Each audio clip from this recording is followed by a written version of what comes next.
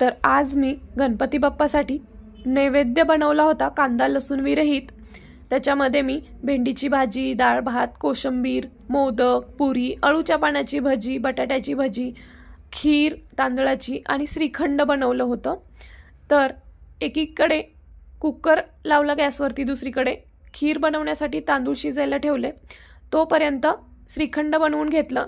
श्रीखंड बनवण्यासाठी रात्रीच दही कपड्यामध्ये बांधून ठेवलं होतं आणि त्यातलं पाणी रात्रभर निसरून चक्का छान तयार झाला होता। नंतर चक्का छान फेटून त्याच्यामध्ये साखर, वेलची पावडर वगैरे घातली आणि फ्रीजमध्ये श्रीखंड सेट करायला ठेवलं। तोपर्यंत भेंडीची भाजी बनवली। खीर शिजल्यानंतर त्याच्यामध्ये साखर आणि ड्रायफ्रुट्स घातले।